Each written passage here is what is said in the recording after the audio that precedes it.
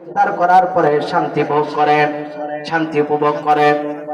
আল্লাহ তাবারক ওয়া তাআলা বলেন, শুধু তাই নয়, আমার বান্দা যখন ইন্তিকাল করবে, আমার বান্দার যখন ইন্তিকাল হয়ে যাবে, আল্লাহ তাবারক ওয়া তাআলা যখন হিসাব নিকাশ শেষ করে জান্নাতীদেরকে জান্নাতে পৌঁছে দিবেন, জাহান্নামীদেরকে জাহান্নামে প্রেরণ করবেন। আল্লাহ তাবারক ওয়া তাআলা বলেন, ওইসব রোজাদারদের জন্য আমি আল্লাহ তাআলা জান্নাতের ভিতরে সাক্ষাৎ করব। সুবহানাল্লাহ। রোজাদারদের জন্য আল্লাহ তাআলা ওপেনে তাদের সম্মুখে এসে সাক্ষাৎ করবেন। এর চাইতে বড় আর আনন্দের বিষয় কিছু আছে? নাই। আল্লাহ তাআলা নিজে বান্দার সঙ্গে সাক্ষাৎ করবেন, এর চাইতে গর্বের আর কিছু আছে? না। দুনিয়ার কোন মন্ত্রী, কোন এমপি যদি আমাদের দরজায় এসে যায়, কোথাও যদি আমার নাম ঘোষণা করে, আনন্দে আত্মহারা হয়ে যায়, যদি আমাকে বলে তুমি স্টেজে আসো, তোমার সাথে একটু মোলাকাত করতে চাই, তোমার সাথে একটু মুসাফা করতে চাই, তাহলে আমার চাইতে গর্বের লোক সেই সময় আর কেউ থাকে না। কিন্তু আল্লাহ তাবারক ওয়া তাআলা বলেন, বান্দারে, পুরা একটি মাস রোজা রাখার পর, আমার হুকুম পালন করার পর, বান্দা সারাদিন ক্লান্ত শেষে তুমি যখন ইফতার করো, আমি আল্লাহ তাআলার অসংখ্য ফেরেশতারা তোমাকে ভিডিও করে। আমি আল্লাহ তাবারক ওয়া তাআলা ফেরেশতাদেরকে নিয়ে গর্ব করতে থাকি, ফেরেশতাদেরকে বলতে থাকি, ও ফেরেশতারা শোনো, তোমরা না বলেছিলে দুনিয়ার মধ্যে আপনি মানুষ পাঠায়েন না, প্রতিনিধি পাঠায়েন না, খলিফা পাঠায়েন না, তারা তো দুনিয়ার মধ্যে রক্তপাত ঘটাবে, মারামারি করবে, হানাহানি করবে। কিন্তু দেখো ও ফেরেশতারা, আমার বান্দারা আমার ভয়ে, আমি আল্লাহ তাআলার ভয়ে সারাদিন রোজা রেখে সামনে ইফতারি নিয়ে বসে আছে। যেই পর্যন্ত মুয়াজ্জিন তার কণ্ঠ থেকে আল্লাহু আকবারের ধ্বনি না দিবে, ততক্ষণ পর্যন্ত আমার বান্দা খানা খাবে না। আমার বান্দা দুনিয়ার কোন মানুষকে দেখে ভয় করে না। আমার বান্দা কোন মানুষের জন্য ভয় করে এরকম বসে নাই। আমার বান্দা কোন এমপি মন্ত্রীকে দেখে ভয় করতেছে না।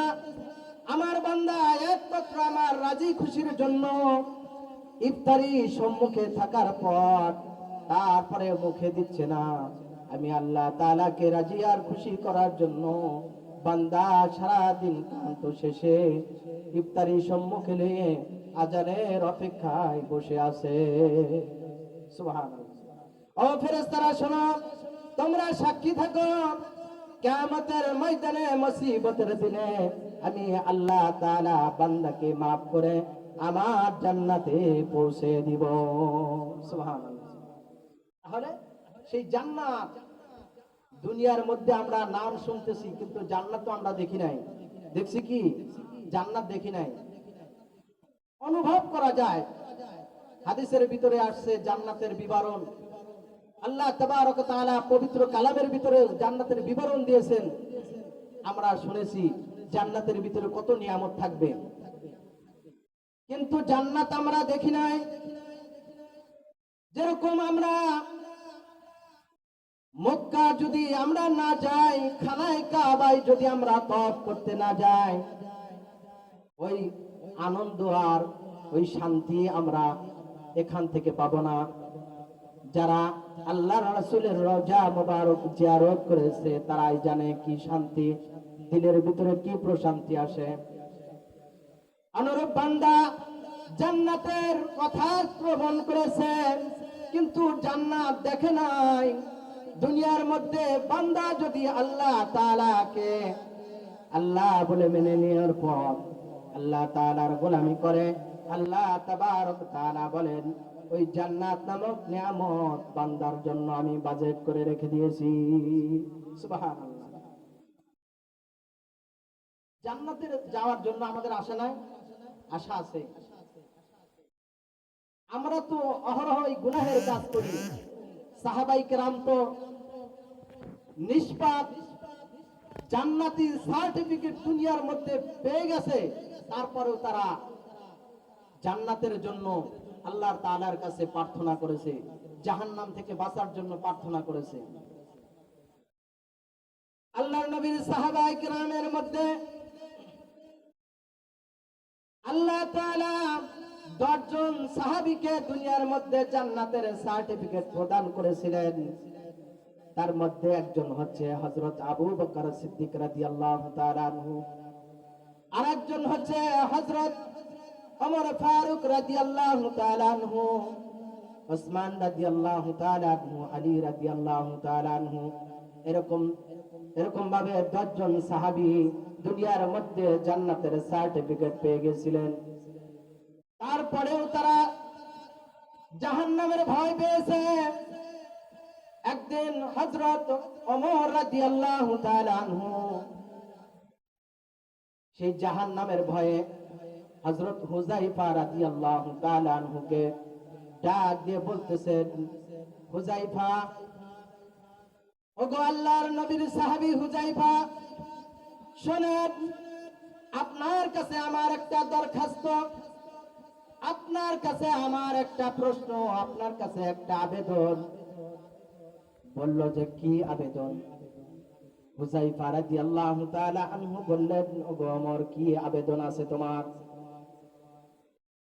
বলল হুযায়ফা, আল্লাহর নবী ইন্তিকালের পূর্বে তোমার কাছে একটা লিস্ট দিয়েছে, মুনাফিকদের লিস্ট দিয়েছে। ওই মুনাফিকদের লিস্টের মধ্যে আমি ওমরের নাম আছে নাকি একটু জানতে চাই।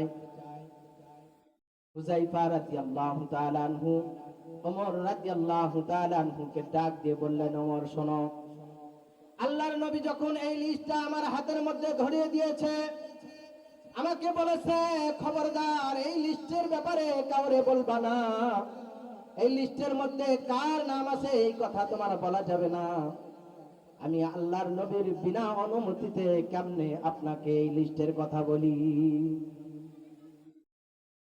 আল্লাহর নবীর এই সাহাবী হযরত ওমর ফারুক রাদিয়াল্লাহু তাআলা আনহু দেখেন, জান্নাতি মানুষ হওয়ার পরেও যখন হুযায়ফা রাদিয়াল্লাহু তাআলা আনহু মুনাফিকদের লিস্টের মধ্যে তার নাম আছে কিনা সেই কথা বললেন না।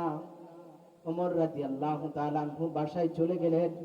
যাওয়ার পর রাত্রি মধ্যে বিছানার মধ্যে যখন শয়ন করেছেন, তার চোখের মধ্যে আর ঘুম আসছে না। মনের মধ্যে বড় ভয়, যদি আমি ওমরের নামটা ওই মুনাফিকদের লিস্টের মধ্যে থেকে থাকে, তাহলে আমি ওমরের কি উপায় হবে সেদিন?